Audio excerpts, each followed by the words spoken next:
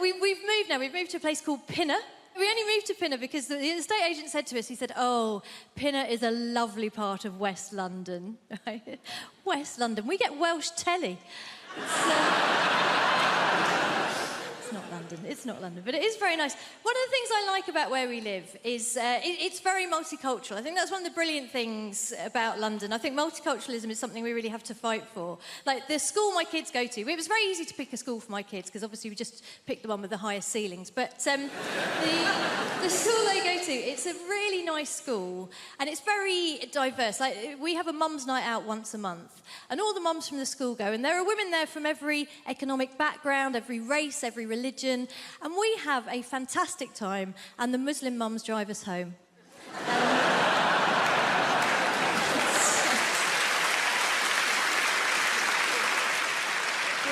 Tell you what, it is nice. I had an incident the other day, though. I was walking down the street near where I live, and it was one of those sunny days, one of those days that remind some van drivers that women have breasts. You know, one of those. And I was walking down the street, and there was a van drove up and slowed down, and two guys leaned out of the van, and they were in classic kind of leching position. And I knew they weren't going to be looking at me because I am 44 years old. And in fact, my older friends, when I was turning 40, they said, oh, being over 40, it makes you invisible, right?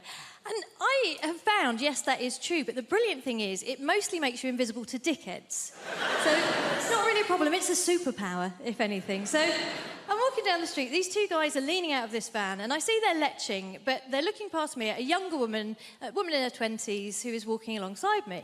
And these guys do the classic thing. They lean out of the van and they gave this woman a very detailed appraisal of her anatomy. You know, they covered all the main areas in bullet-pointed form, very thorough. And then they went on to suggest what I can only describe as a smorgasbord of activities they felt they would enjoy indulging in with her were they not under pressure of time to get to the next plumbing job. So they did all this and they drove off. And naturally, I turned to this woman and I said, oh my gosh, are you okay? That was horrific. And she said, no, I'm fine. It happens all the time. And I thought, yeah, it does when you're in your 20s, doesn't it? And we were chatting about how silly it was as we walked down the street. And then we got further down the road and the traffic had slowed down and this van had come to a stop. And I think a few years ago I would have just left it, said nothing. But this year I thought, do you know what? If I'm going to be invisible, you know who else is invisible? Ninjas. I'm going to be a bloody middle-aged ninja. I'm going to strike, right? So I went up to the van and I just leaned in and I said, oh, hi, guys. Listen, sorry to bother you. I just wanted to say thank you so much for what you did back there because my son here has been undergoing a very difficult gender reassignment.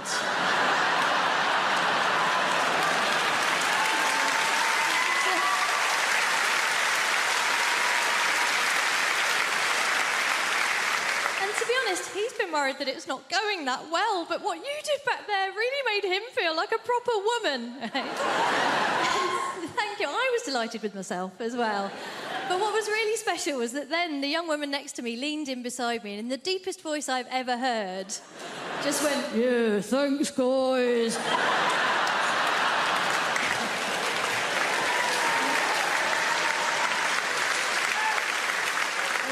It was a beautiful moment. Obviously, it wasn't perfect. The only thing that could have made it perfect would have been if the guys in the van had said, actually, if your child is undergoing a gender reassignment, it's incredibly insensitive of you still to be referring to her using the male pronoun. They didn't do that. They just called us slags.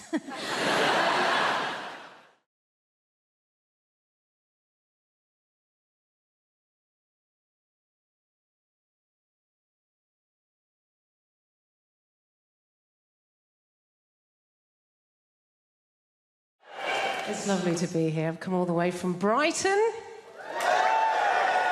Just in case you're wondering what this haircut is about. Might be a new face for some of you people. Don't panic, the BBC invited me here because they needed a beige lesbian. So I'm just here to tick some boxes. Not your box, madam, just a metaphorical box. I'm half Spanish, that's what's happening there. I've got a Spanish mum, and she lives here in the UK. It's all very legal. She's lived longer in the UK than she's ever lived in Spain, but the brilliant thing about my mum is that she's never lost her accent. She's done very, very good. Lost words she cannot pronounce. Lost words she cannot pronounce, huh? My favourite word that my mum's never been able to pronounce is my brother's name. It's not even a difficult name, his name's Stephen. I don't know if you've noticed this, Spanish people, any word that begins with the letter S, they struggle, right? So my mum doesn't call him Stephen, she calls him Steven.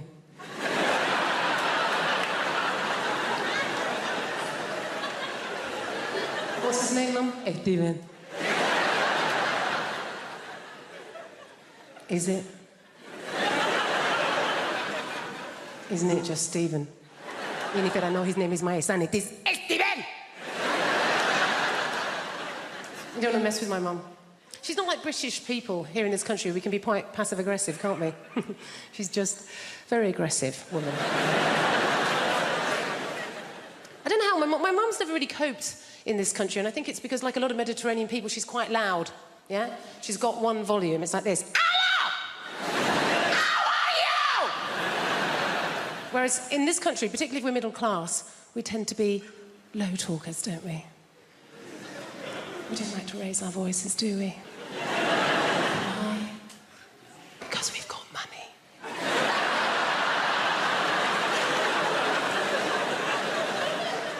Can we just assume that if you are raising your voice, well, you're probably poor. Or worse, foreign. Great thing about having a Mediterranean mum is they feed you. Oh, my God. She's always feeding. That's her way of showing that she loves her children, is to feed us. You know, I can remember going around friends' houses, you know, like English mums. Go round an English mum's house and the conversation with mum's more like this. I think you've had enough. My mum will feed you till you puke. Anything can be going on in my life and my mum will relate it back to a meal that she's cooked.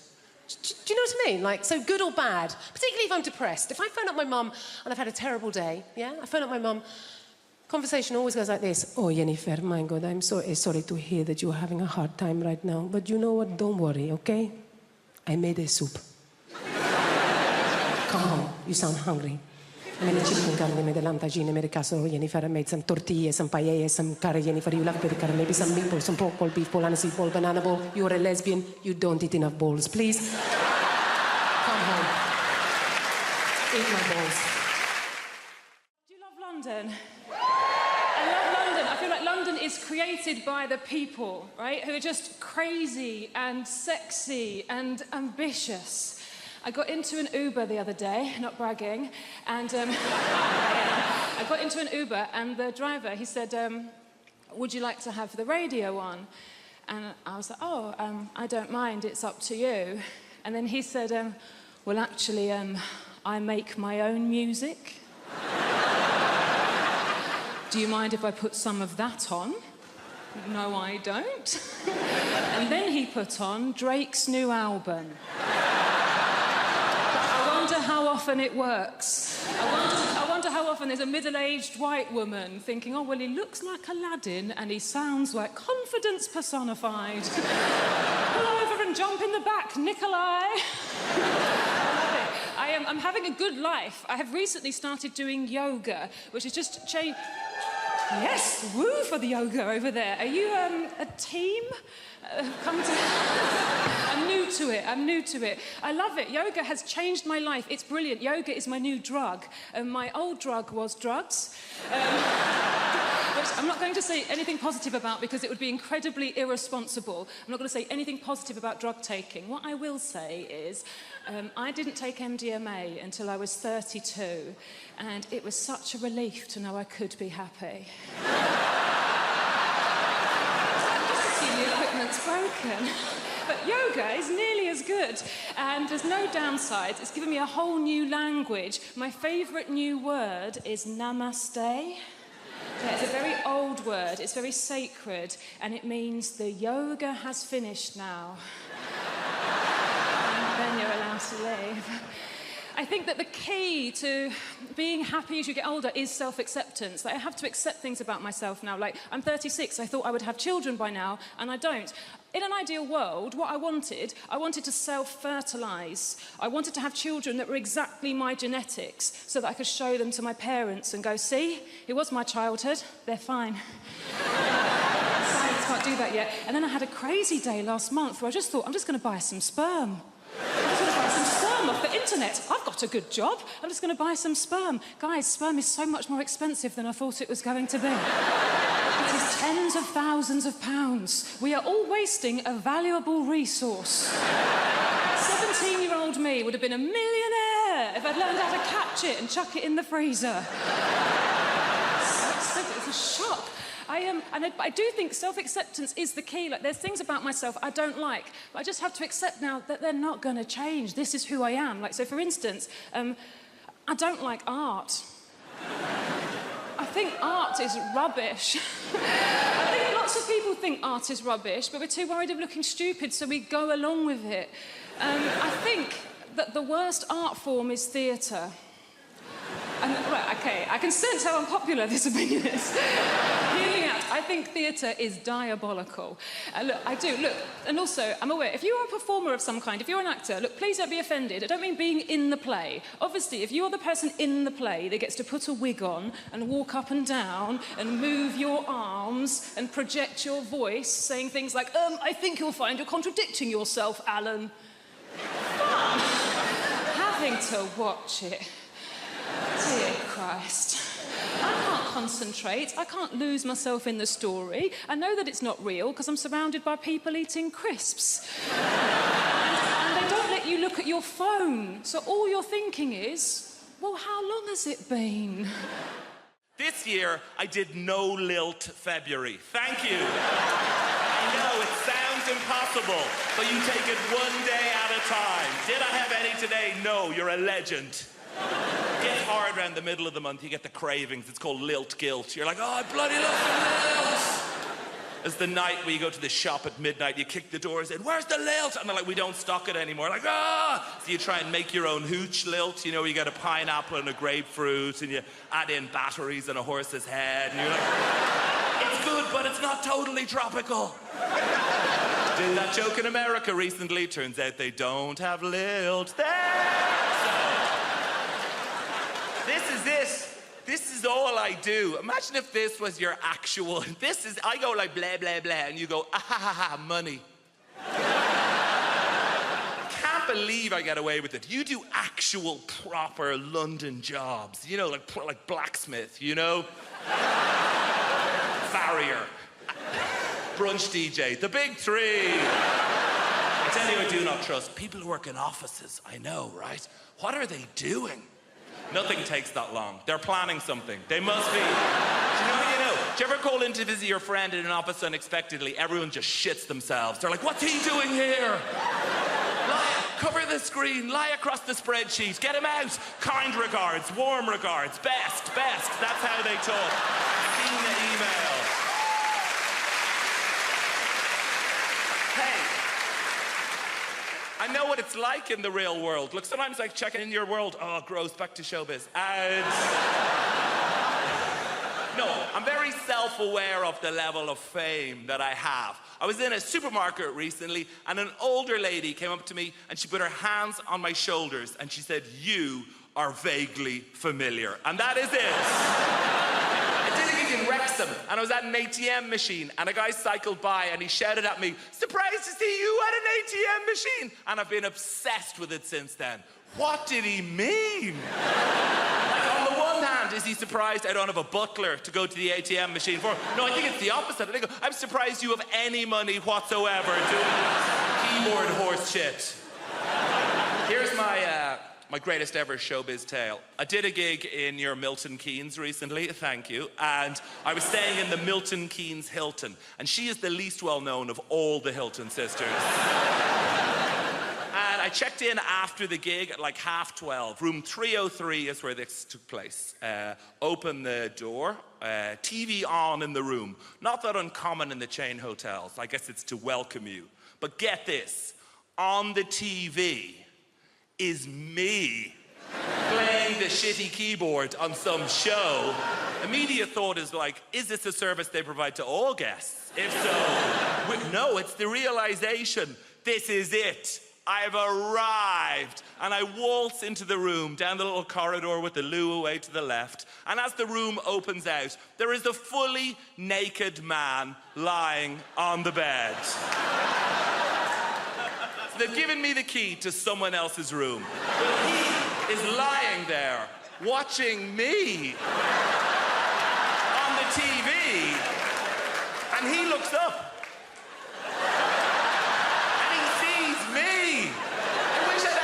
To think of something smart. What I say is like, oh shit, sorry about it. I could have said anything and I'd be a legend. I could have been like, oh, you enjoying this? Ah, no boner. And just walked out of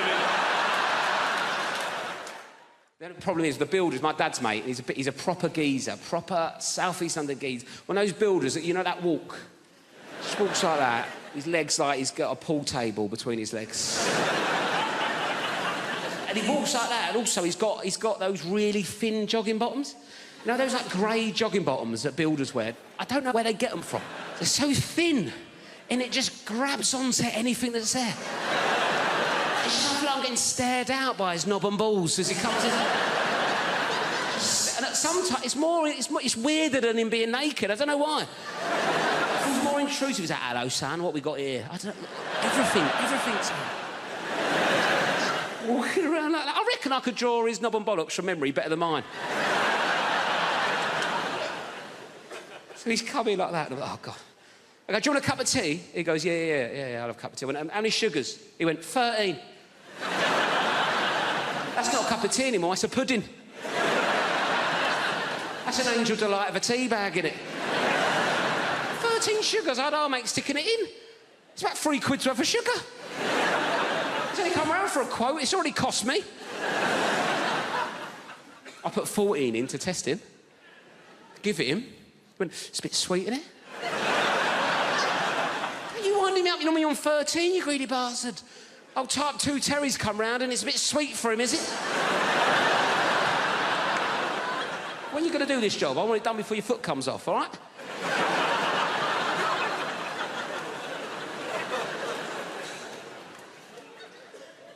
Anyway, I had a Kit Kat in the fridge, right? I thought, right, let's get him back on side of Kit Kat, right? He's into sugar. I like introducing people to new things, see if he wants a Kit Kat.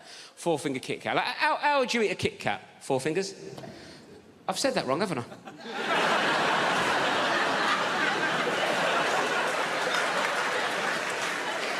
I thought you looked at me funny. Sorry, I said that like it was your name.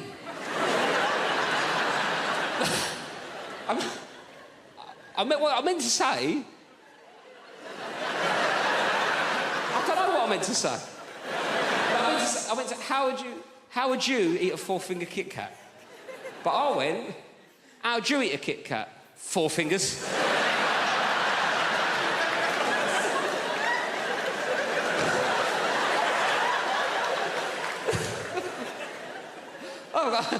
Hello, 4 fingers, how's it going?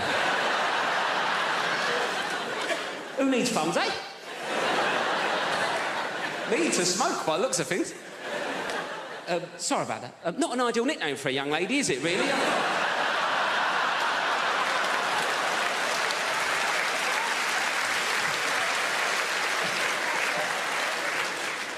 So what would you do? 1 finger at a time? Is that what you'd...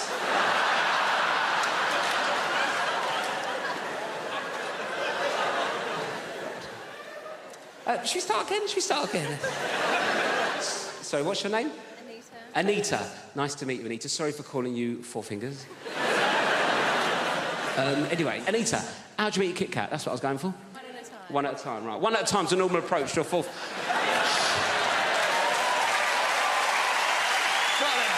Yes!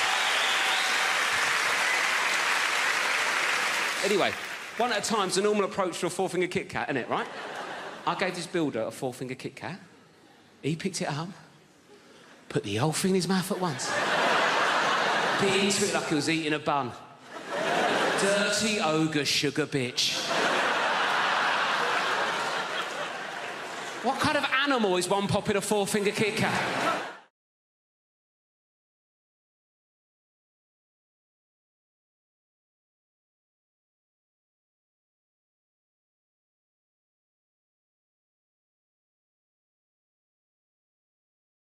I think often a lot of people don't realise there's an actual person behind somebody's disability. And I experienced this, right, firsthand when I got lost in a park in Glasgow. I came off the path. I was in the bushes. Right, looking like a proper creepy weirdo. And I heard this guy aggressively running over at me, shouting, "Oi, you!"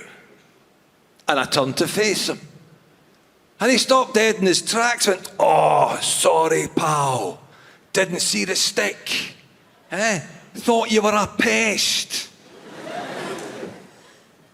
You do know that's a pig guy.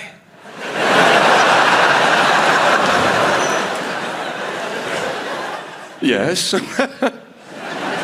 People only see my disability. I should see how much I can get away with. Do you know what I mean? Like, how much of a blind wronging can I be? Just go into a supermarket, blatantly shoplift a coat. I get busted trying to leave through the plate glass window again.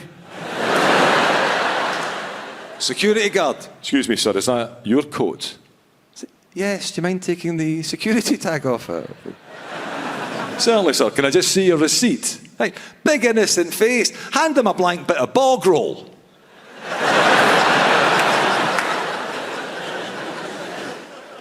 I bet he's not got the heart to say anything apart from, "Right, that's fine, have a nice day." But I still maintain, no, it is an excellent time to be disabled. In fact, now, in some areas, too good.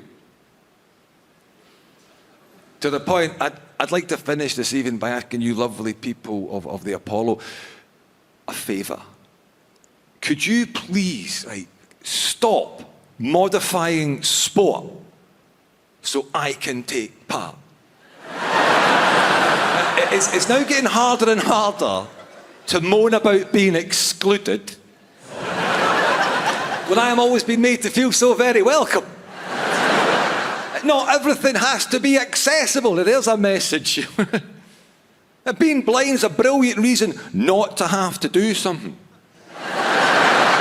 Because this guy asked me if I wanted to take part in a game of football. You cheeky bastard. "Oh, I'm going to guilt trip you, my friend.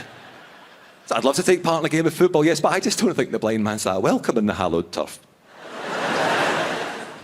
Not realising blind football, it's an established sport. What sick prick came up with that?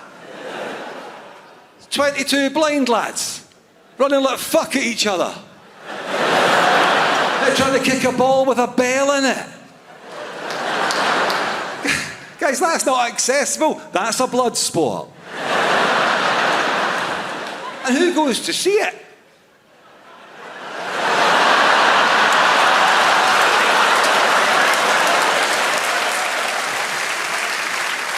But I did. I played my part. I took part in one game.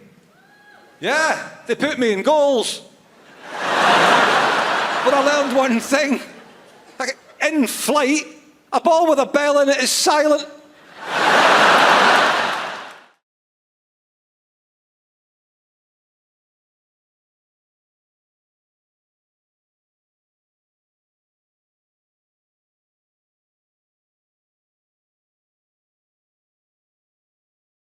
And this is what I'm talking about, the assumption that if you're in a place like that, you obviously are the help. Okay, example 2, that's it, white people. One more example, and then we're moving on, right? I'm on tour in the UK. I'm going up to Leeds. All my team was already up in Leeds setting up the theatre. I'm travelling with my tour manager and best friend, Lila, also a black woman. So I go, you know what? That's Lila. I go, you know what, Lila? Let's not drive. It's a long drive. Let's get a train and go up in comfort. So we rush down to the train station. I buy us 2 first-class tickets. There's a train leaving, so we jump on the train takes off. And we're walking through the train towards the first-class carriage. We walk into the first-class carriage. This white woman is sitting at a table. She looks up, she sees us, and at the top of her voice, she shouts, this is first class! Now Lila goes, what the fuck did you say? And I hold Lila, no, Lila, no. I just grab her by her collar, no, Lila, no.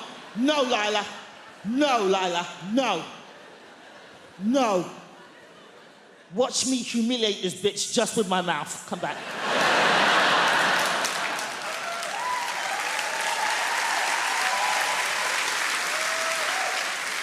So at the top of my voice, I say, thank you, lady. But what was it about us that made you assume that we didn't belong in the first-class carriage? She starts to fumble. Everybody on the train just kind of leans out from behind their seats.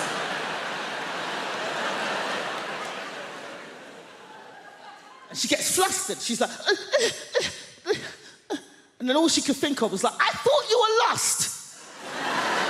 And I was like, how'd you get lost on a moving train going in one direction, bitch? How? Now, this woman was not alone. She was with her husband. Her husband was sitting opposite her at the table, same table. But we did not see her husband's face for this entire confrontation because the entire time he was hidden behind the newspaper, just... His hands never came down. All we saw were his knuckles just gripping that paper. And they were in their 60s. So they'd obviously been married a long time, and he's behind that newspaper going, ah! Nosy, big-mouth cow! 30 years we've been married, and every day of those 30 years I've said, mind your own fucking business!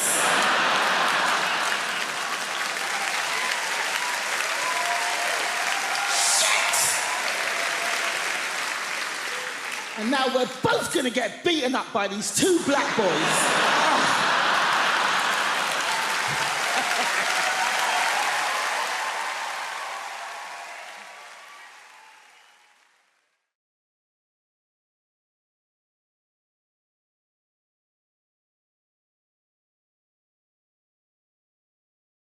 You know, when you're in love with somebody, you rarely see them at work. You rarely see them doing the thing that they do and you can't. It's extremely attractive. Go follow your partner someday to work. If they're having an affair, it'll be a hideous conclusion. But just watch them doing the thing. It's really cool, because you can't do it, they can. You go, I fucking look, you're fantastic, you're glorious. Particularly when they're saving a life. Jesus, you're there going, oh, you're beautiful, I love you, and you're making me look good right now. Yeah, she's my girlfriend, look at her, she's Gloria. She's saving her life, trophy bird, right? I had to be peeled off the doctor the day of the mini stroke. Seriously, she was underneath me going, that's very flattering, but could I deal with the situation first, right? And I was behind her going, no, she'll be unconscious for a while, yes. Apologise, she's actually in the room tonight, sorry about that. But it is nothing more attractive than seeing the person. I mean, the doctor here, have you a partner there with you? Have you a boyfriend or a husband with you? Yeah, he's a teacher. He's a teacher, so he's not in the medical trade. My teacher friend, isn't it sexy? Have you seen her ever deal with an emergency, have you? Not yet. Not yet, he said loudly. Get her to run over one of these feckers on the way home tonight. Dude, it's extremely attractive, but the one bad thing is you're very clannish people, the doctors. They have a tendency to hang around together in little groups, right? Okay. My teacher friend, do you have to go to loads of social events where it's just you and doctor? Does that happen to you, my friend, does it? I hate it. Yeah, I know, it's a nightmare. I hate it, he said. I am articulating your pain, my friend. He hates it, ladies and gentlemen, because there's times I've been at dinner parties and it's doctor, and I'm the only feckin' muggles in the room, right? And they don't know half as much as you give them credit for. My friend, if you're ever at another dinner party and it's all doctors, feck with their heads. It's remarkably easy to do. If you're ever out with a load of doctors and they're going, well, today I performed a fucking duckendectomy.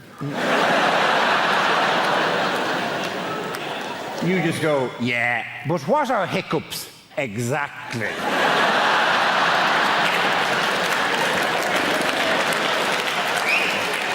There's many competing theories at the moment. And then you go, why, if you stay in bed longer, do you feel more tired?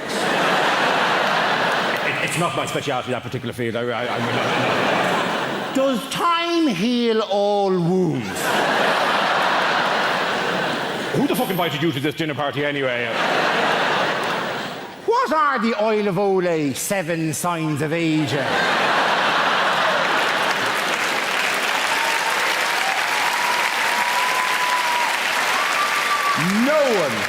No one actually knows what the Oil of Olay 7 signs of aging are, right? Apparently they start with little lines around the eyes and finish with a woman sitting on a stairs with a bottle of gin going, I gave him the best years of my life! And it takes a feckin' hell of a cream to get rid of that, let me tell you. Doctor, one final question. Doctor at the back there, my surgeon friend, liver and pancreas, answer me this. What are hiccups exactly? Diaphragmatic irritation. A diaphragmatic irritation. Good woman yourself. Very good. Let the punters at home note, she said diaphragmatic irritation, which is right. I also would have accepted any arrhythmic irritation of the phrenic nerve. Please. I'm not a doctor. I'm just riding one. Okay.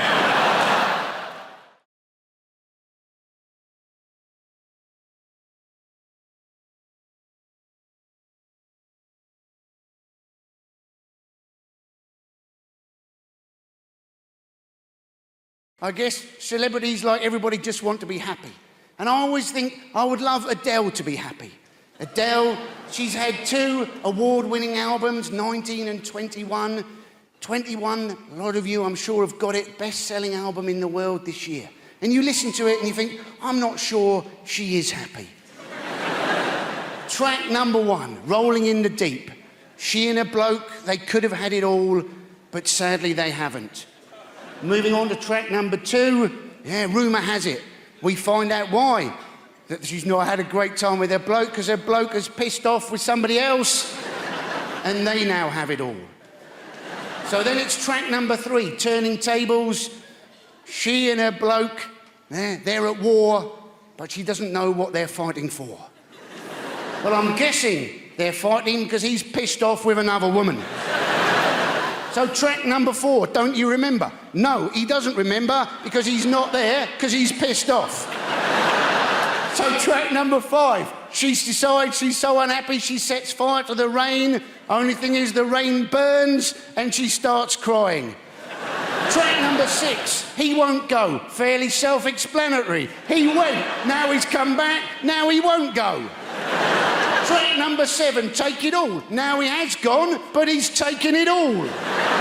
Track number 8, I'll Be Waiting. Yes, so he went. He came back. He wouldn't go, he's taken it all, now he's pissed off again, and she's waiting for him to come back.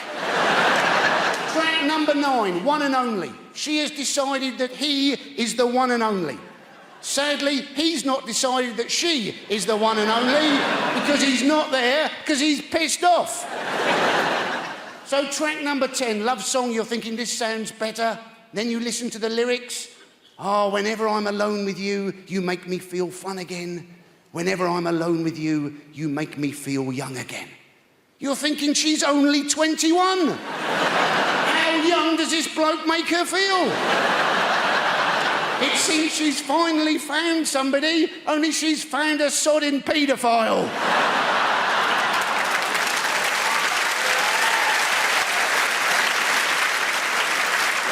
So you come to the last track on the album, Someone Like You. This bloke has gone and married somebody else, so she wants to find somebody like him. This is the bloke who she fought a war with, made her cry, left her, came back, wouldn't go, took everything, then went, married somebody else, and made her dress like an 11-year-old. Surely she should write a track, Somebody Never Like You, Ever, Ever Again. After 12 songs, I've learnt my sodding lesson.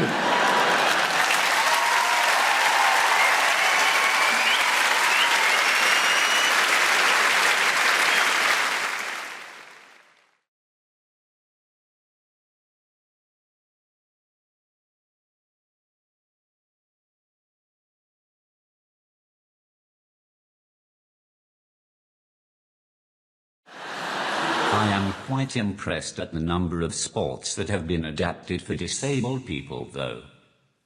It's nice that they are so inclusive these days. I reckon we should go further and adapt versions of classic board games as well. You could play a very special edition of Guess Who, where all the characters had disabilities. No one would ever win, because everyone would be too afraid to describe their character in case they caused offense. The questions would be fun as well. Is your person incontinent? Does your person have crayon around his mouth? Does your person have trouble speaking properly? Is your person Danny Dyer?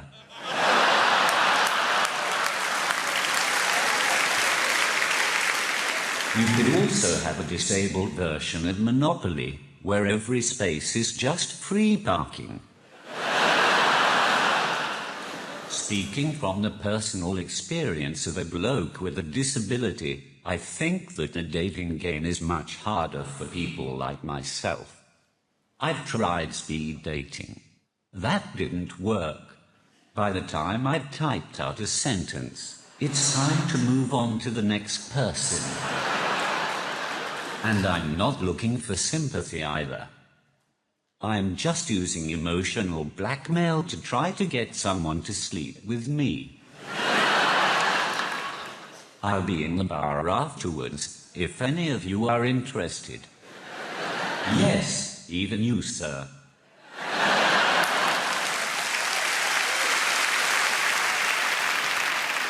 One of the main problems I have with dating is that I find it hard to approach girls in the traditional sense. I don't have the ability to chat up a woman. When I meet a girl, I have to type them up. And that just sounds wrong. You type up your dissertation, you type up your will, and you type up your letter to your grandma. There's nothing sexy about being typed up. Even if there was, when you're typing excitedly to a woman and accidentally spell something wrong, autocorrect is a ducking nightmare. For example, I once asked a girl if she had a pen I could borrow, so I could write down her number.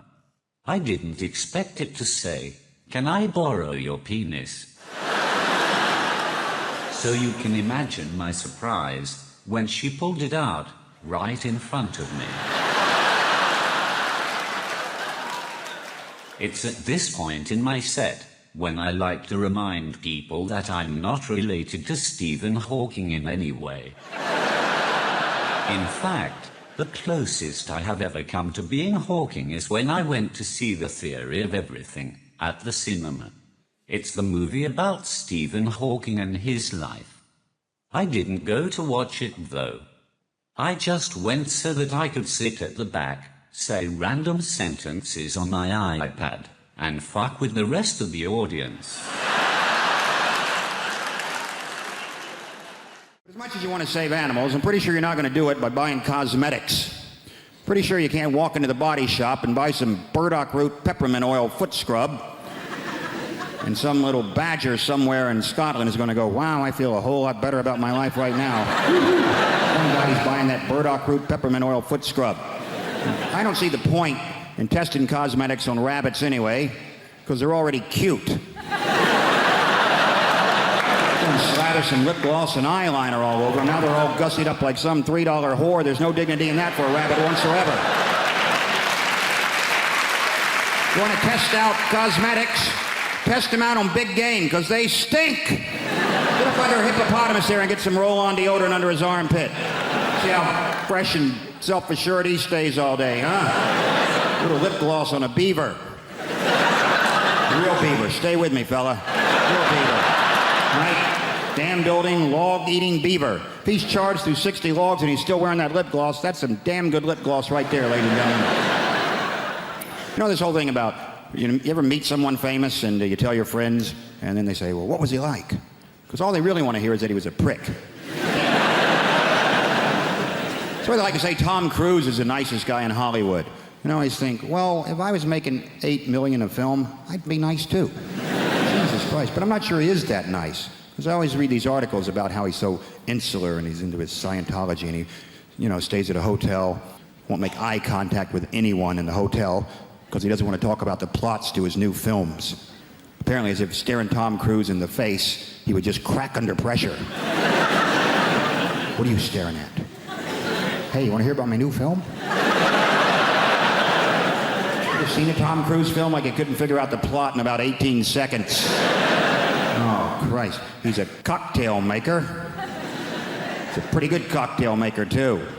Till he has a crisis of confidence and can't make cocktails anymore. Then he meets a good-looking woman who talks him into being a better cocktail maker. A riveting piece of cinema that was. Then he's a race car driver. Pretty good race car driver, too. Till he has a crisis of confidence. Can't race cars anymore. Then he meets a good-looking woman who talks him into being a better race car driver. Then he's a jet pilot. Some of you are starting to see a pattern emerge here. Pretty good jet pilot? Yes, he was. Till he had a crisis of confidence, couldn't fly jets anymore. Then I believe he met a good-looking woman who talked him into being a better jet pilot. Then he was a sports agent.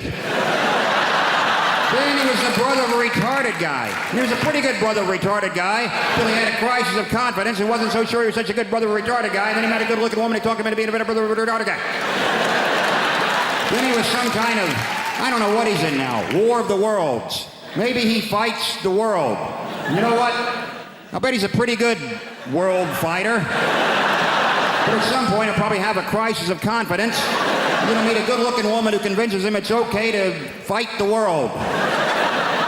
Could be a Scrabble player for all I care. He's a pretty good Scrabble player. Till he draws all vowels. Has a crisis of consonants. And he meets a lovely Welsh woman who teaches him a lot of words he's never heard before.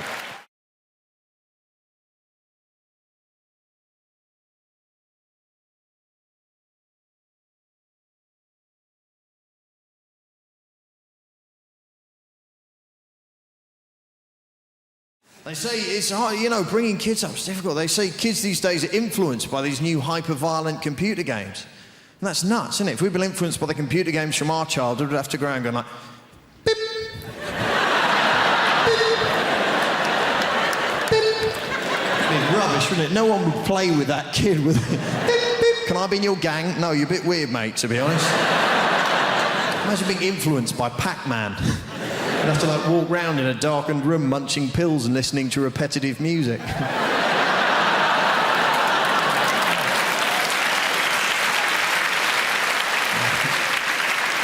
And the younger people laughing and clapping, the older ones going, who is this Pac-Man you speak of? It's not one of the rough boys from the estate, is he? There were some rough kids where I live, and they're not being rough, they're just being confusing. You come out of your house, they go, yeah, your mum makes gravy for leopards, innit? Yes, I believe she does. She does a lot of charity work. These are scary kids. Even the dirty old men are scared of these kids. See them turn up in their car, put the window down, like, hello, little boy, do you want a sweet? The kid's like, what sort of sweets have you got? Said it best be good if you come on here and trouble me with your sweetie talk, right? You don't want any mojo or drumstick rubbish, you get me? You must have a serious sweetie offer for me, boy. Blokes panic. I was like, well, I've got bonbons. I wasn't sure what to bring, to be honest. Dib-dab there, wham-bar. Wham-bar, your sweets are rubbish, man. Shut up. No. Wambars used to be big like that. Now they're small, innit? So you're gonna have to do better than a wambar if you want to see my dick, right? Hey, man, look at your car driving a Saab. You got no pride. Get out, you wambar bitch. Next pervert, please. What kind of sweets have you got, Sweaty? What do you mean, Neverland? Yeah. But we live in exciting times anyway, you know. It's very exciting being in London, you know. The Olympics. Fantastic. We didn't really want the Olympics till we heard France might get it. The British people are, oh no, all that running and jumping. It's not really for us, is it? When is it? No, I'm busy that week. What? France are going to get it? Bollocks, we'll have it. Only in London would we have to have a poster campaign saying back the bid. No, fuck off, it'll be rubbish. Don't you think that's a bizarre response to that question? Like, would you like the oldest, most historically significant athletic competition the world has ever known, attracting athletes from every known nation on the face of the planet to come here and perform at the peak of their abilities in the very city where you live? Most British people go, where will we park? You know, because it's all residents round here. There's others going, no, man, the tubes will be packed, you get me? People getting on the underground with, like, javelins and shit. No. Coming in the escalator with a shot put, health and safety, boy. And there's a whole other section of British society going, you what? The Olympics? Let a load of foreigners in? Huh? Ones who can run and jump and swim, you let them in, you'll never fucking catch them. Huh? Place to be overrun with Lycra refugees. You're having a laugh, ain't you, mate? They peel them little numbers off their jackets. You watch them, they're sneaky. I read about it in the Mail. I am what you call in show business a triple threat. I do comedy, and I do music, and I will cut you. Just joking, I probably won't. So it's so fantastic to be here today. I will be doing a little bit of music, so if you're a fan of NWA or Snoop Doggy Dogg, then I apologise. I'll be about 3 minutes. So this first song, this is about travelling on a train. Could you give me a cheer, Apollo, if you've ever been on a train before? About half. Okay, great.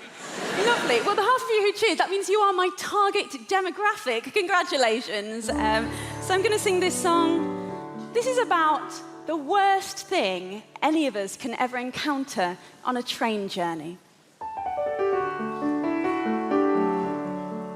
Just before I sing it, I have had some problems at previous gigs, actually, so I just want to make something crystal clear. If you listen carefully, I'm not even saying the word Hindu.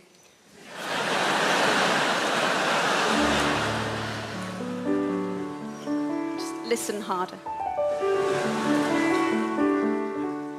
Hindu on a train.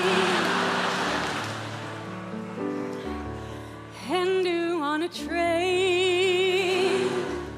Cowboy hats and penis cakes. Neck tattoos and big L plates, and voices like a foghorn in a drain. Hindu on a train, groping every passing male.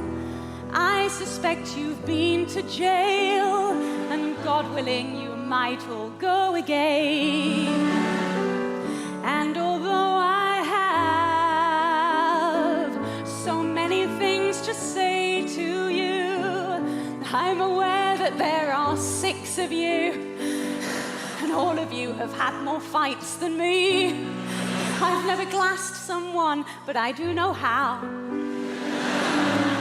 Perhaps I'll glass you now. Hindu on a train.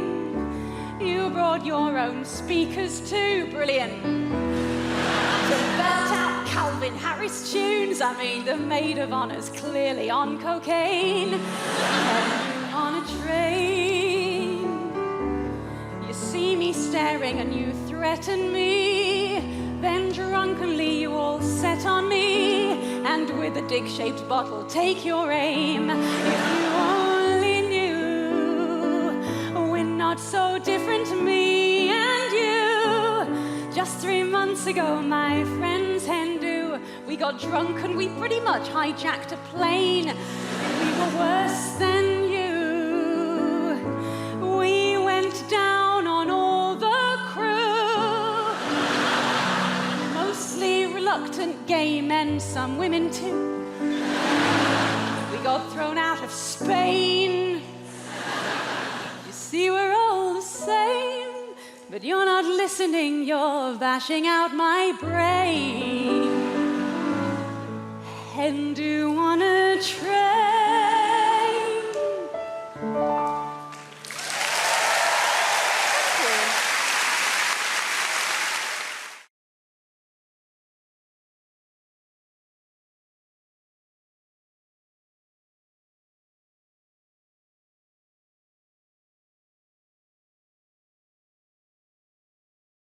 It's nice seeing people out, man. We've had a weird few years, innit? There's been a lot going on, the pandemic, you know, monkeypox, World War III, right? No, World War III scared me, you know. I was terrified when that Russian bloke came on TV, right? When he came on TV and he was like, World War III has begun, right? I lost it, right? I was so scared, right? Because I looked around at the men of my generation, right? And I was like, could we fight a war? Could the men of this generation fight a war, right? And I came to the conclusion, no, we are done for. We're finished, bruv, right? Not me, I'm a bad man, but some of you, like, do you know what I mean, right? No, we can't fight a war, brother. You mad? They will take half of us out with gluten. Like, do you know what I mean?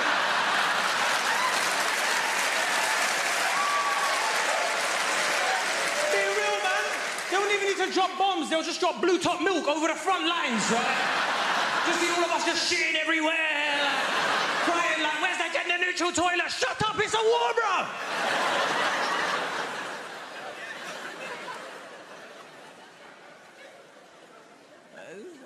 It's good to see you lot out, man. That whole thing was scary, man. Do you know the scariest part of that thing? The mayor of London came on TV, right? And he was like, London is well placed in case of a nuclear attack. I was like, are you out of your goddamn mind? There's leaves on the track and we're done for. Right? Forget a nuclear winter, we can't survive autumn, bruv, right? It's nice seeing you guys out, man. We've had a weird few years, man. Monkeypox is on the horizon, right? There's gonna be no anti-vaxxers when it comes to that one, is there? Right? As soon as you see a massive pimple that big on your face, you're like, yeah, inject it, bruv. Do what you want, right? The thing with COVID, we had everything in it, right? Like people were talking about the vaccine. Like there was people on both sides that I didn't understand. Like I don't care if you're vaccinated, just have a good reason, because I didn't get both sides of it. You know, you had pro-vaxxers and you had anti-vaxxers. Are there any anti-vaxxers in? They're louder on Facebook, innit? Like.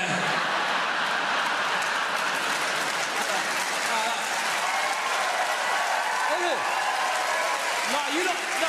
Those anti-vaxxers are loud on Facebook, innit? Like, Bill Gates, he's taking your soul. You lot are sheeple. All right, shut up, man. Right?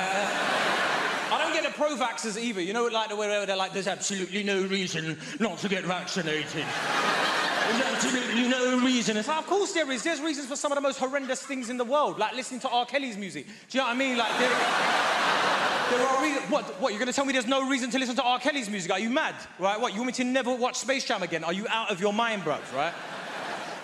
Listen, there's reasons to listen to R. Kelly's music. As much as you want to deny it, there's reasons, right? Say you're in a Squid Games type scenario, right? And the challenge is to play a song that a diverse audience is going to sing along to, yeah? I don't know about you lot, yeah, but I'm picking Ignition, innit, right? Don't go home and say, I told you to listen to R. Kelly, by the way. He's a piece of shit. Don't listen to him, right? I don't care whether you're vaccinated or not, if I'm being honest, right? As long as you have a good reason, right? As long as you've got a good reason, I don't mind what you want to do with your life, man. It's your life. Do what you want, right? And I'll tell you what I mean, because I've got a lot of friends, man, like, that are, like, anti-vaxxers and stuff as well. Like, I was talking to a couple of my mates about it, right, when it was all going on, and I was like, bro, you're going to get vaccinated? He was like, no. I was like, why not? He's like, no. Come on, bro, man, that's not a reason, man. Just talk to me, man. Let me know. He's like, no, you're going to turn it into a joke. And to be honest with you... wonderful foresight on his behalf, right? Like...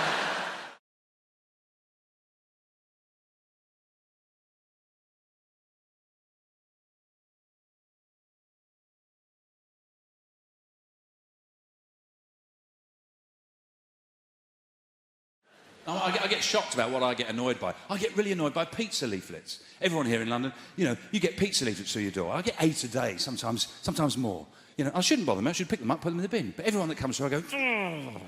It's like someone standing next to you all day long going, "Do you want a pizza? Fancy a pizza? Do you want a pizza? Do you want a pizza? Fancy a pizza?" No, I don't want a bloody pizza. I wouldn't mind if the photographs made them look tasty. But, you know, it looks like someone's cooked a kid's painting, doesn't it? Another thing that annoys me, tea bags. Oh, God. Because they're not bags, are they? You can't put anything in them, you can't take anything out. That's the minimum you expect from a bag, isn't it? If someone said to you, "Can you hold my bag?" and you couldn't put anything in it, you couldn't take anything out. It hasn't got handles, don't have handles, do they? You know? You go, "It's not a bag, it's a cushion." Should be called tea, sealed yet perforated paper cage. Suppose they can't fit that on the box, can they? I'd meet them halfway. Herbal prison of permeable mesh. I'm a reasonable guy. Another thing drives me mental. You know, the self-checkouts at supermarkets. Oh, God. I come away from there. I don't not feel like a man. I don't even feel like a mammal. I feel like an amoeba when I come out of that place. Because nothing swipes, does it? I'm swiping, nothing swipes. OK, I won't have carrots this week. Then I can live without butter. The other day I was begging it to let me have a chicken. You know? No, just have a chicken. Just a chicken. I was rubbing it, banging it, swiping it. I'm going to leave the money here and I'm going, OK? You do your worst. Oh, I hate coming out of that place. You know? I walk up there with 2 bags of shopping. I come away with a can of Coke and an apple. And for some weird reason, the apple swiped. It hasn't got a sticker on it. It worries me. I get annoyed by the most... Do you know what really annoys me? Wrong numbers. People dial me up with the wrong number. But I don't get angry. What I do, and you should do this, it's great fun, I don't let on it's a wrong number. It's great fun. So someone rings up, you know, "Hello?" They say, "Is Mandy there?" I go, "Mandy? Oh, yeah, just hold on a sec, just hold on a sec." Mandy! Mandy! Get your ass up here now!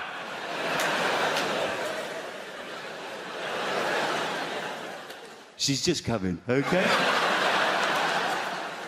Give me a sec. I don't know who it is. Some wanker!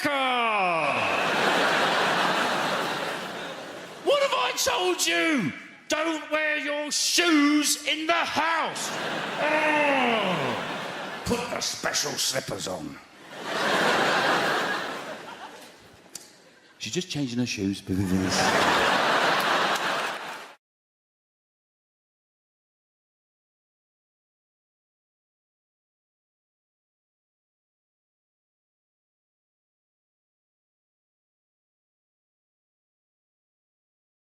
I'm the sort of person who'll spend their wages like their winnings. You know what I mean? Get all excited. I just get so excited. First half of the month, I'm getting my nails done, champagne brunches, buying a second-hand jet ski I found online. But I forget about the second half of the month. We all do, don't we? And it's bleak, innit? Isn't it bleak? Just indoors, watching telly, eating beans.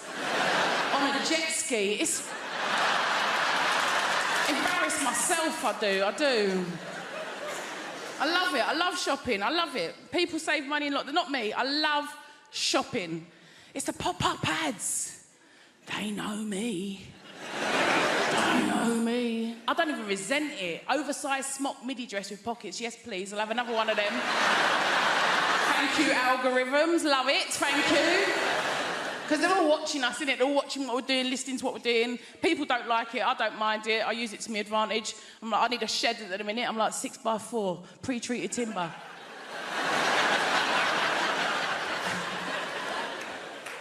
Works every time. But people get paranoid. Don't ever like to get paranoid. Like my mum, paranoid.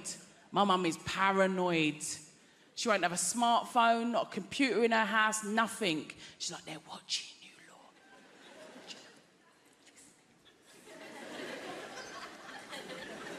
I said, don't matter, does it, Mum? I said, it don't matter if you ain't got anything to hide. Do you know what my 73-year-old mother said to that?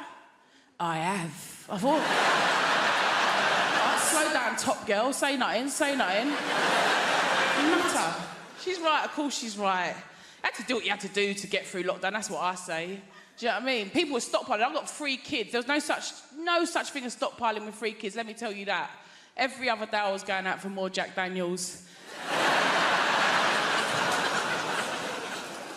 I don't know. It's got to be done though, innit? And do you know what it is? Now we've all got all our freedoms, I'm worried about myself because I feel like nothing's actually as fun as you think it's going to be. Maybe it's me. There's a lot of stuff I don't get, like Brighton and tapas. Maybe it is me. But I feel like other people are pretending to have fun. Do you know what I mean? Spa days. Do you like spa day? I don't think you do. Brunches. Girls, how have we signed up to 50 quid brunches? How has that become a thing, a standard? When did that happen? Not even birthdays. It's mad. I'd rather get drunk with my own scrambled eggs. Do you know what I mean? Holidays? You bothered about a holiday? No, I'm not. Again, I think you like the idea of a holiday. Do you know what I mean? I like looking for them, booking them, actually doing them. Hard work, I think. It's true though, isn't it? Do you know what? I think I would genuinely rather be hospitalised. Can you imagine? Food, drink, drugs brought straight to your bed. Oh, that costs hundreds in Ibiza, hundreds. I'd start clapping for the NHS again, I would. I love it.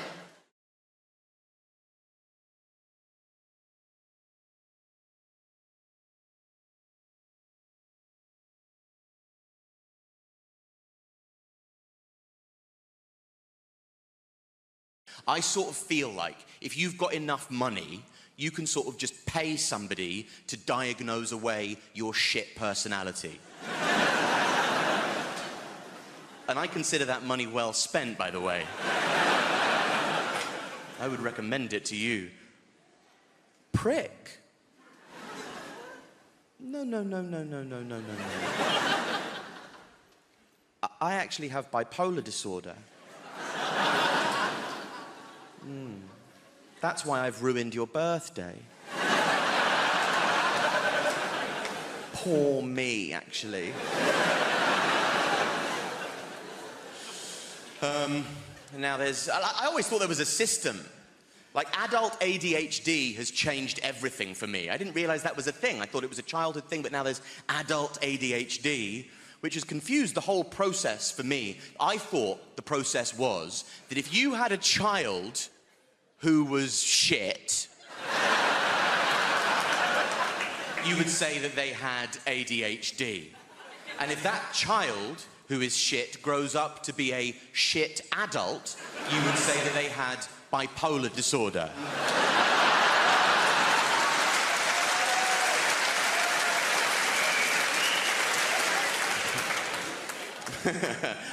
Footnote, I've been diagnosed with both, so don't write in, camera people. Anyway, a lot of people might suffer with mental illness, and that's, you know, it's a pervasive phenomenon. A lot of you might have depression. That's your sort of garden variety mental illness. That's your standard fare. And if you do have depression, my advice to you and the community at large would just be to keep it in there. Bottle it up. Whatever you do, don't tell me about it, because I don't care. I don't care if you're depressed. I'm bored of it. I just don't want to hear about it. And I just can't be. And also, it's just not a good thing. If you have depression, don't tell me, because as somebody who suffers with depression, you should know how pervasive depression is, that many people suffer with depression. So if you tell me that you have depression, that might make me depressed. And that doesn't really feel like a problem halved, does it?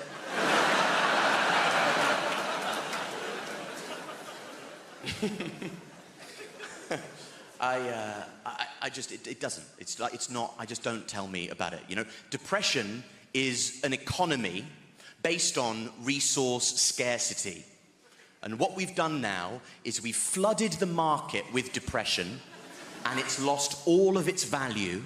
And I don't care if you're depressed. Depression is currently in its Weimar Republic era of hyperinflation. And we're all wandering around with wheelbarrows full of depression going, would you look at all of this depression? And I'm there going, that's actually not as much depression as it looks like. That won't even get you a loaf of sympathy down the shops these days. My friend said to me recently, with the confidence of a man saying something new, that's lovely. He said, I just think we need to talk more about male mental health. Oh my God, how could there possibly be time to talk about it any more than we already do? We are talking. I know that we all have different perspectives, different cultural backgrounds. I can see you, or feel you rather, like moving away from me. Okay, let's all keep lighthearted about this. I don't want to have to say only joking, given the context of what this is, okay?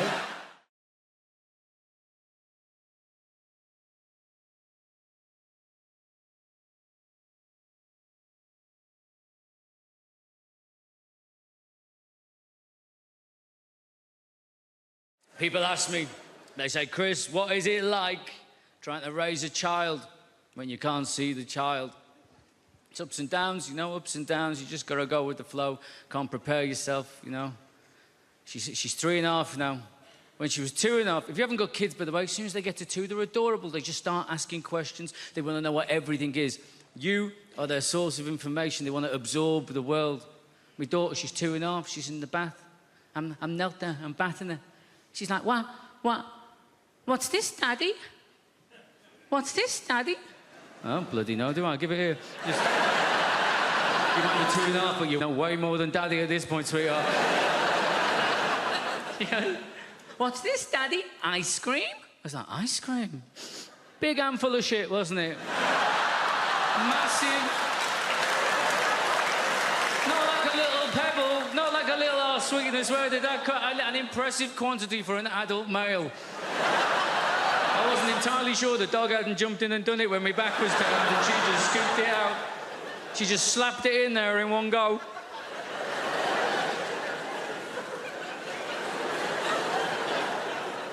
It threw me. I didn't... Look, right, I obviously didn't see it coming. I didn't even... No. I didn't even smell it coming. This came from underwater. This was a stealth move, right?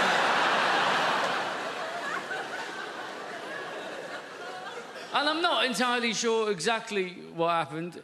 You know, I've narrowed it down to 2 options, I think. I've given it some thought. I mean, she was 2.5. Let's give her the benefit of the doubt. She deserves the benefit of the doubt, doesn't she? Option 1, benefit of the doubt. This is what happened. She sat in the bath in the warm water. Yeah? She farts. She shits herself. She doesn't know she's done that. A few minutes later, that goes floating past her in the bath, doesn't it? She sees it there. She thinks to herself, I wonder what the bloody hell that is. That looks a little bit like ice cream. I know, she thinks.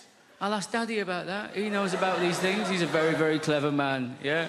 That's option 1, isn't it? Benefit of the doubt. Option 2. She's a bloody comedy genius. She's sat there in the bath. She's got Mr. Penguin up here on the wall. She's got, hey, Mr. Penguin, Mr. Penguin. Get on this now. This is going to be brilliant. This is going to be amazing. Watch his face now. Watch his face. Watch. Keep looking. Keep looking.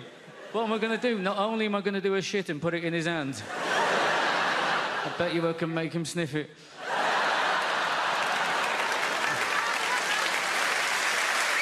Ice cream, Daddy? Ice cream, huh?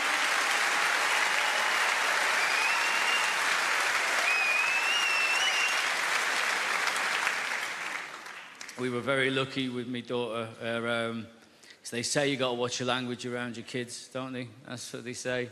We were very lucky. My daughter's first words, apart from hand on heart, apart from mama, dada, baba, all that nonsense, her first words were go away. That's what she said. That's all she said for 3 months. Go away. Go away. She thought it was just one word. Go away. Go away. Why? Because that's what me and my wife said to the dog every time we were trying to feed me daughter.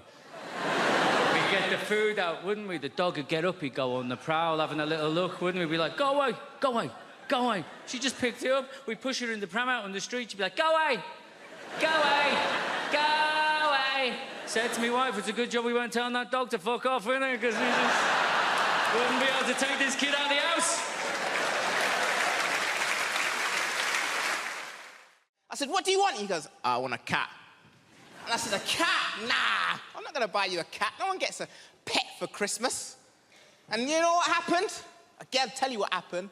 There was a mouse, a little mouse. It came into the house and the girlfriend, she saw it, she goes, ah, what's he doing in here? What's he doing in here? We've got a mortgage. Like, that's got to do with anything. Like, all the mice is outside there. It's like, hold on, guys, before we go in there, we need to see if this is rental accommodation first. Yo, fam, put that cheese down. We haven't seen the tenancy agreements yet. It might be a hoax, right? It don't work that way. So she was like, Marlon, we need a cat. I said, I don't want one. She said, Marlon, we need a cat. So we compromised and we got one. So we went to this place. Where they hold all of the cats in the world. And I walked in there, I was like, I want a cat. And the lady said, that's not how it works, sir. I said, please. She said, no, what it is, we need to interview you to see if you're fit to have a cat. And I started panicking. At this point, I said, listen, right, lady, right, listen, right, between me and you, I've got a son. I said, human being, 8 years old, and he's not dead. And she looked at me, she was like, yeah, you can have a cat. So, she brought us up the stairs, man. When she brought us up the stairs, I've never seen so much cats before in my life. There was more cats than people in this room right now, right? And they were there, different shapes, different sizes. And my girlfriend, she got drawn to one cat, which was like blue and grey. I've never seen a cat like this before, a blue and grey cat, and his whiskers were out, and the tail was up, and she walked over to the cubicle where the little cat was, and she put her hand right up against it, and the cat came along, and he put his paw there. And it was like they were touching. And she was like, I want that cat. And the lady said, no. She said, why? She said, well, that cat, it can't live with children. And my girlfriend looked at me like to say, fuck the kid. I want that cat. The lady said, no, you can't have that cat, but we've got some cats that is suitable for you, but they're in this corner over here, and she walked us into this corner, ladies and gentlemen, and all of the cats in this area here were black cats. Yes, and my paranoia, that went off straight away. I was like, hold on a minute, we can't have that cat over there, but we can have any of these ones. I've got to fight racism in the real world, but also in the feline world as well. This is bloody ridiculous. And she said, this one's called Denzel.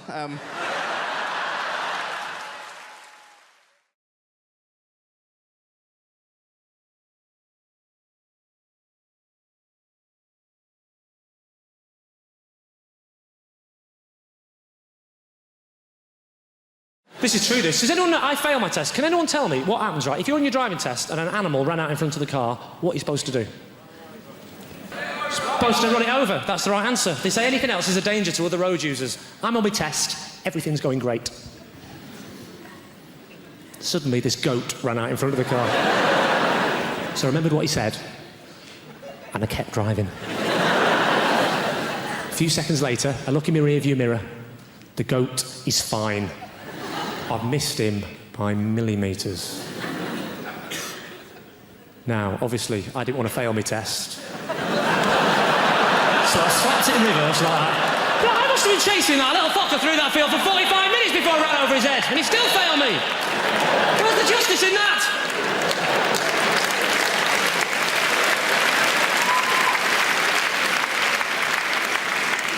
You actually look a bit like my driving instructor, madam. With those fantastic specs and that hair. You've gone for the old Eric Morecambe meets Demi Moore look, haven't you? That's fantastic. Actually, lend me those glasses for a second. Just, you do. What's your name, madam? Lyndall. Where are you from? Mordor? Lyndall. My name is Lyndall. Are you searching for a ring? That's Australian. Oh, fantastic. I'm not going to take the mickey out of the Australians. You're the same as us, aren't you? Different pronunciations, you know. You say yogurt, we say yogurt. You have prawns on the barbie, we have yogurt. You use KY jelly. It's yogurt, I'm not explaining them all. You say BYO, we say good guess. The question was, how do you spell boy?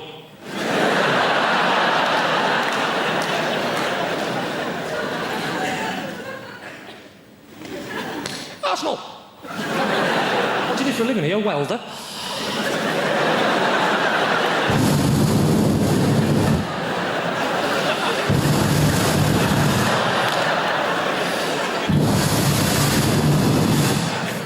It's true, actually. My driving instructor organised that. This is the other Ridge film as well. We're driving down the road. She said, what I'm going to do is I'm going to slap my hand on the dashboard. I want you to make an emergency stop as though a small child has stepped out in front of the car. Before he could put his belt on, or she, doesn't matter because I'm making it up, right? Before the person could put their belt on, right, I hit my brakes like that, and he hit his head full on the window like this.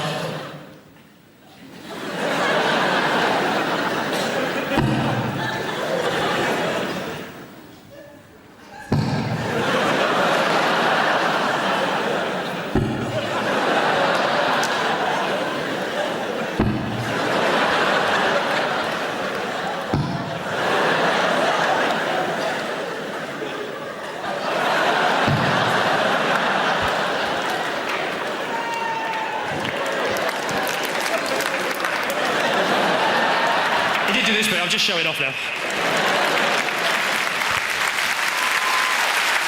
Oh, bad job! Hey! Hey! And he turned around to me and said, why don't you wait till I slap my hand on the dashboard? I said, there's a child's life at stake here. I haven't got time to mess about with games, mate. Oh, sorry, you didn't see any of that, did you? No, sorry. You were just sat there, weren't you, going, what's he doing? What's that noise? Has he got a kind face?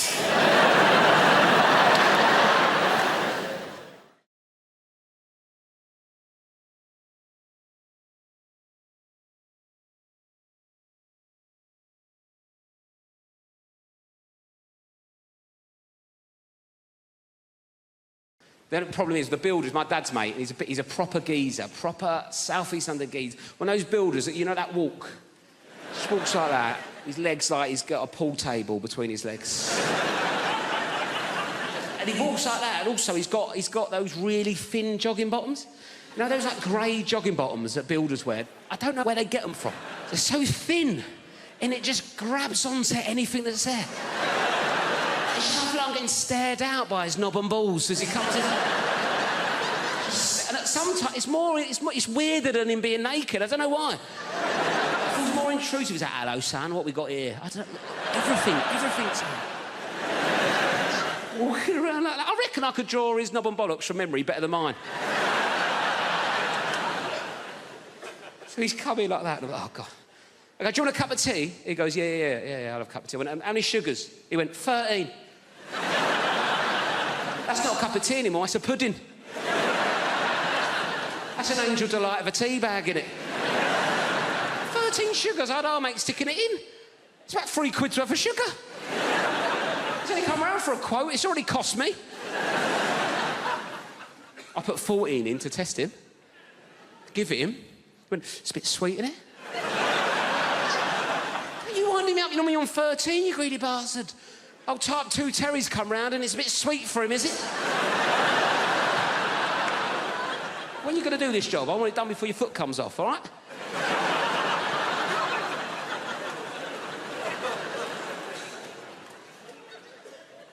Anyway, I had a Kit Kat in the fridge, right? I thought, right, let's get him back on side of Kit Kat, right? He's into sugar. I like introducing people to new things, see if he wants a Kit Kat. 4-finger Kit Kat. Like, how would you eat a Kit Kat? 4 fingers? I've said that wrong, haven't I?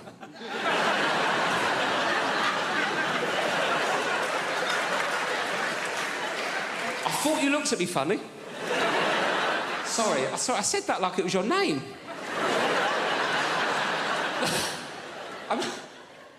What I meant to say... I don't know what I meant to say. I meant to how would you eat a 4-finger Kit Kat? But I went, how'd you eat a Kit Kat? 4 fingers.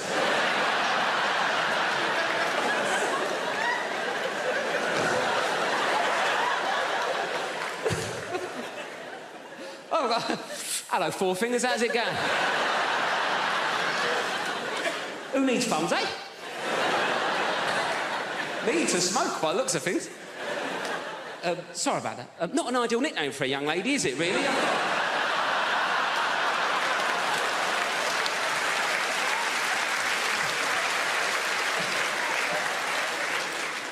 So what would you do? One finger at a time? Is that what you'd...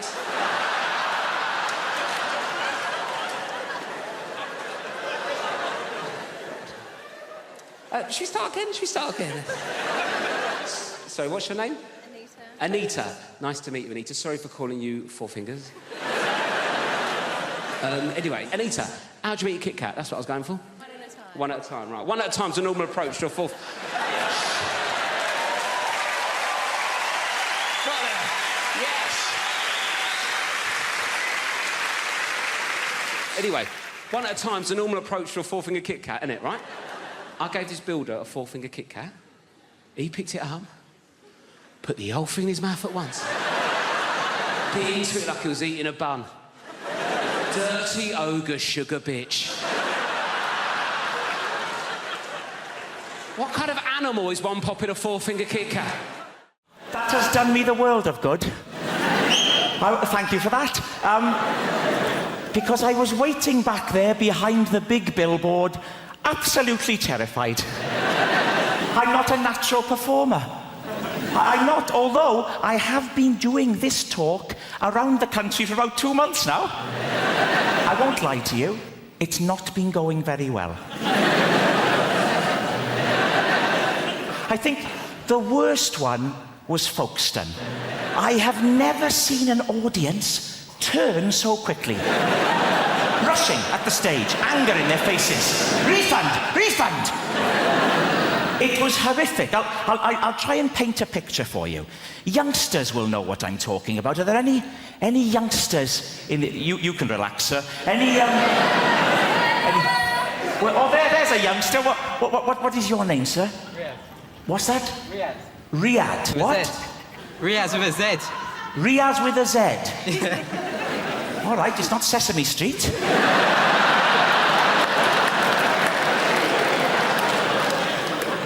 Riaz, how old are you? 18. 18? Mm.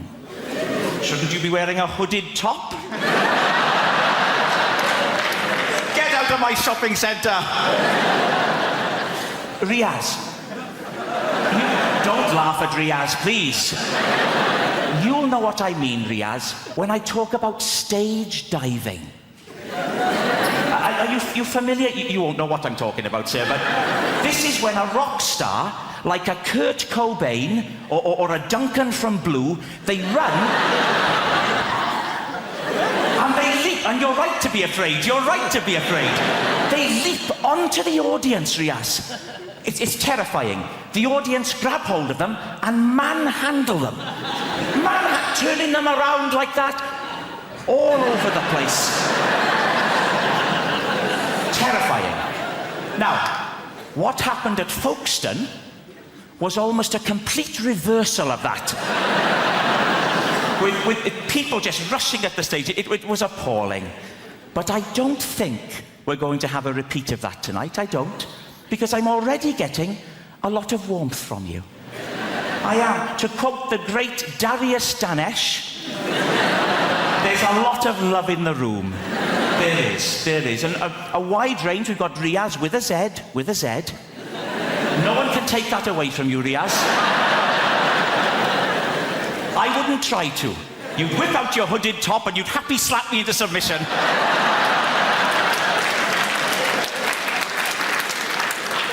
But it's a friendly crowd. We've got a proper... Look, here we go. Right down in the front, there's a chap here wearing a T-shirt with a slogan on it. Unbelievable. A grown man. What is your name, sir? Chris. Chris, with a Z? Riaz, you're one up. You're ahead. I'll bet there aren't many other people in the whole building who have a Z in their name, in all honesty. Unless Zebedee's joined us tonight, which I think is unlikely. So you're a Chris. Yes. Chris. And what's the idea with the T-shirt, Chris? Is it Rag Week? This is true, this. Does anyone know, I fail my test. Can anyone tell me what happens, right? If you're on your driving test and an animal ran out in front of the car, what are you supposed to do? Supposed to run it over. That's the right answer. They say anything else is a danger to other road users. I'm on my test. Everything's going great. Suddenly, this goat ran out in front of the car. So I remembered what he said, and I kept driving. A few seconds later, I look in my rear-view mirror. The goat is fine. I've missed him by millimetres. Now, obviously, I didn't want to fail my test. So I slapped it in reverse like that. No, I must have been chasing that little fucker through that field for 45 minutes before I ran over his head, and he still failed me. Where's the justice in that?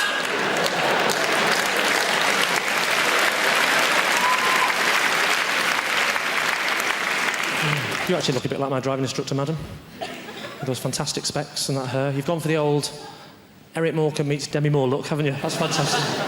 Actually, lend me those glasses for a second. Just, you do. What's your name, madam? Lyndall. Where are you from? Mordor? Lyndall.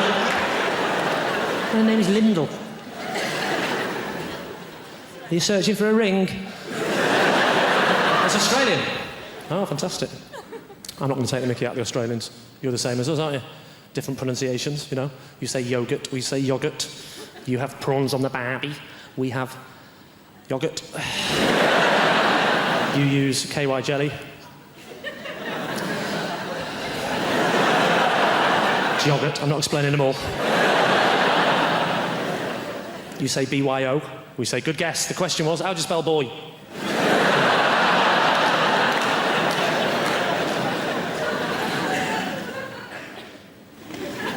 Arsenal. What do you do for a living? Are you a welder?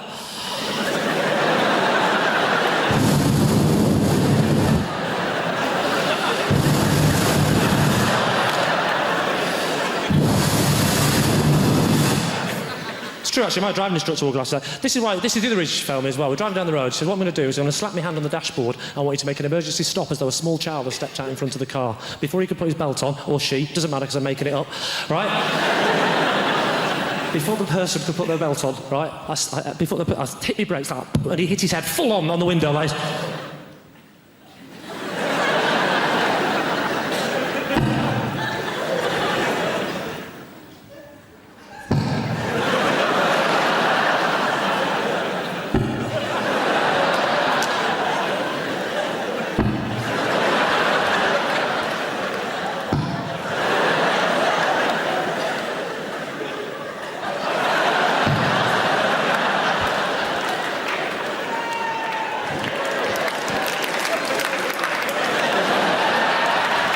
I'll just show it off now.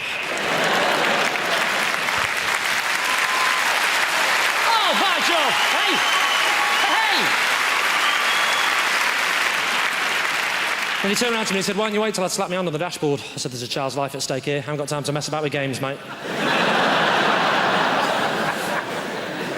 Oh, sorry, you didn't see any of that, did you? No, sorry. You were just sat there, weren't you, going, what's he doing? What's that noise? Has he got a kind face? My girlfriend said to me, have you been having sex behind my back? I said, who the fucking hell do you think it was? And another thing, it wouldn't kill you to look round once in a while, check how I'm doing. Well, I'm Jimmy Carr, and we've got Alan Carr on the show later on. How about that?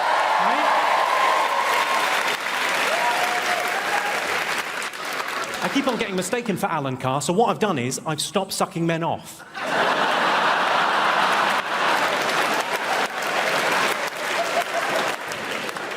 Don't get the wrong idea. You know, I'm a very gay-friendly act. I was asked last year to judge Mr. Gay UK. I said, no problem at all. He's against nature and against God, and he's going to hell. Right, who have we got in the audience this evening? We've got Nikki Hamilton-Jones is in. Hello. I've seen your show. Yours is the one where you get ladies naked and then they cry. We've all been there. For me, that's a very successful Friday night out. Have we got James Morrison? Is James Morrison in the house? Where's he? Can't believe it. Hello, James. How are you? An amazing musician, especially if you find James Blunt a bit rocky.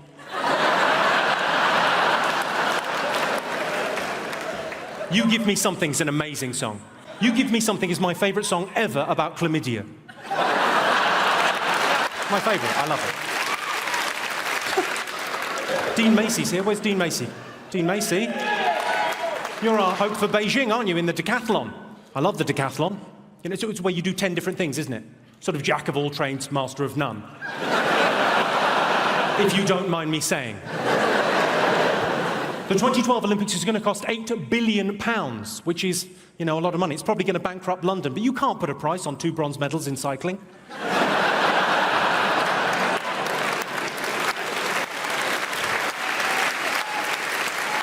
Incidentally, ladies and gentlemen, the highest speed ever achieved on a bicycle was done by a British man, 166 miles per hour on a bike.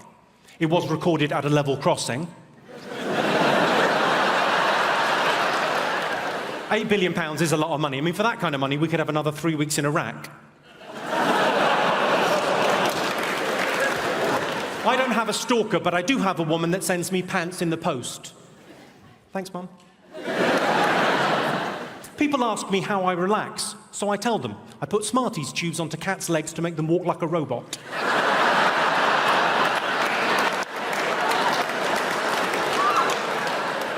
If I'm really stressed, I make them go down the stairs. It's adorable, they look so confused. I realise some of you will be worried about the cat. Don't worry about the cat. If it's hurt, if it breaks its leg, it's already got a splint on. I should warn you, don't kick off this evening. I'm middle class, but I'm hard. Al dente, you might say. If you got the al dente reference, you're middle class too. Well done. I've got quite a posh voice, though. Would you agree with that, Hammersmith? It's quite a posh voice, but we've all got a phone voice. Mine's quite breathy. I quite like those phone sex lines. I like them because they're the only place in the world where premature ejaculation is an advantage. I once came in under 75 pence. You know, when you're in love with somebody, you rarely see them at work. You rarely see them doing the thing that they do and you can't. It's extremely attractive. Go follow your partner someday to work. If they're having an affair, it'll be a hideous conclusion.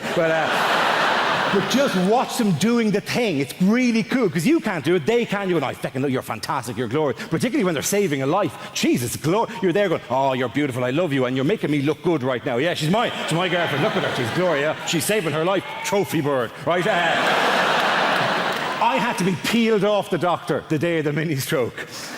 Seriously, she was underneath me going, that's very flattering, but could I deal with the situation first, right? And I was behind her going, no, she'll be unconscious for a while, yes. Apologise, she's actually in the room tonight. Sorry about that. But it is nothing more attractive than seeing the person. I mean, the doctor here, have you a partner there with you? Have you a boyfriend or a husband with you? Yeah, he's a teacher. He's a teacher, so he's not in the medical trade. My teacher friend, isn't it sexy? Have you seen her ever deal with an emergency, have you? Not yet. Not yet, he said loudly. Get her to run over one of these feckers on the way home tonight. Dude, it's extremely attractive, but the one bad thing is you're very clannish people, the doctors. They have a tendency to hang around together in little groups, right? Okay. My teacher friend, do you have to go to loads of social events where it's just you and doctor? Does that happen to you, my friend? Does it? I hate it. Yeah, I know, it's a nightmare. I hate it, he said. I am articulating your pain, my friend. He hates it, ladies and gentlemen, because there's times I've been at dinner parties and it's doctor, and I'm the only feckin' muggles in the room, right? And they don't know half as much as you give them credit for. My friend, if you're ever at another dinner party and it's all doctors, feck with their heads. It's remarkably easy to do. If you're ever out with a load of doctors and they're going, well, today I performed a fucking duckendectomy. You just go, yeah, but what are hiccups? Exactly.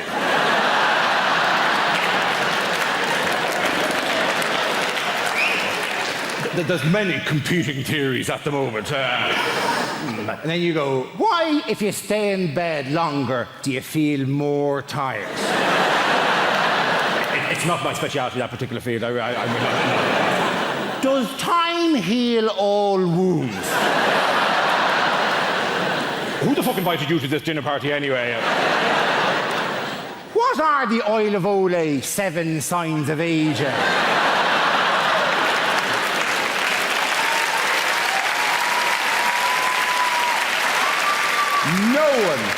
No one actually knows what the Oil of Olay 7 signs of aging are, right? Apparently they start with little lines around the eyes and finish with a woman sitting on a stairs with a bottle of gin going, I gave him the best years of my life! And it takes a feckin' hell of a cream to get rid of that, let me tell you. Doctor, one final question. Doctor at the back there, my surgeon friend, liver and pancreas, answer me this. What are hiccups exactly? Diaphragmatic irritation. A diaphragmatic irritation. Good woman yourself. Very good. Let the punters at home note, she said diaphragmatic irritation, which is right. I also would have accepted any arrhythmic irritation of the phrenic nerve. Please. I'm not a doctor. I'm just riding one. Okay.